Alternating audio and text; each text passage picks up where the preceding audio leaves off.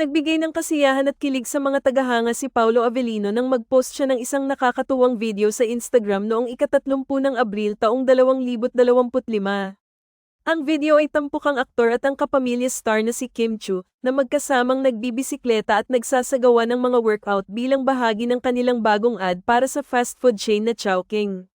Bagamat malinaw na isang promotional video, hindi nakaligtas sa mga tagahanga at mga kasamahan sa industriya ang natural na chemistry ng dalawa, na nagbigay daan sa mga positibong reaksyon mula sa publiko. Ayon sa mga ulat, ang video ay nagpapakita ng magaan at masayang samahan ni Paolo at Kim, na tila nagkakasundo sa kanilang mga aktibidad. Ang kanilang pagiging aktibo at malusog na pamumuhay ay naging inspirasyon sa kanilang mga tagasunod. Ang kanilang pagsasama sa ad ay nagbigay ng bagong dimensyon sa kanilang partnership na dati ay limitado sa mga proyekto sa telebisyon. Ang kanilang tambalan, na kilala sa tawag na Kim Pao, ay unang umusbong sa kanilang proyekto sa telebisyon na Linlang at kalaunan ay sa Philippine adaptation ng What's Wrong with Secretary Kim. Sa kabila ng mga haka-haka mula sa kanilang mga tagahanga na may romantikong ugnayan sa pagitan nila, mariing itinanggi ni Paolo at Kim na sila ay isang love team. Ayon kay Paolo, mas gusto nilang tawaging tandem o on-screen partners kaysa maging bahagi ng love team culture, na ayon sa kanya ay may stigma sa industriya.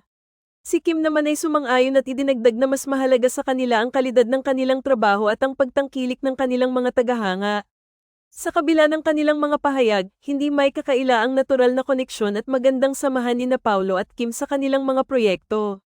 Ayon kay Jake Cuenca, isang kasamahan nila sa What's Wrong with Secretary Kim, napansin niyang nag-iilaw si Paolo tuwing naroroon si Kim. Ito ay nagpapahiwatig ng isang espesyal na ugnayan sa pagitan nila, kahit na hindi nila ito binibigyang pansin sa publiko.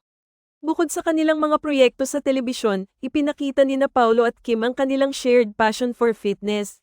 Si Kim, na nagsimula sa triathlon matapos ang kanyang proyekto sa Ikaw Lang Ang Iibigin, ay naging inspirasyon sa kanyang mga tagasunod na magpursige at magpatuloy sa kabila ng mga hamon.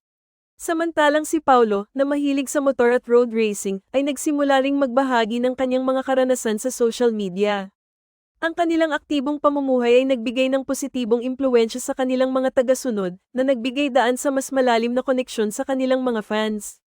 Sa kabila ng mga haka-haka at tsismis, malinaw na ang relasyon ni Paolo Avellino at Kim Chiu ay nakabatay sa respeto, profesionalismo, at tunay na pagkakaibigan.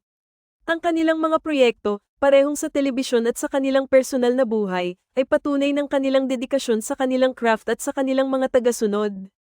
Habang patuloy nilang pinapalakas ang kanilang partnership, ang kanilang kwento ay nagsisilbing inspirasyon sa mga kabataan at sa kanilang mga tagahanga na naniniwala sa kahalagahan ng tunay na pagkakaibigan at profesionalismo sa industriya ng showbiz.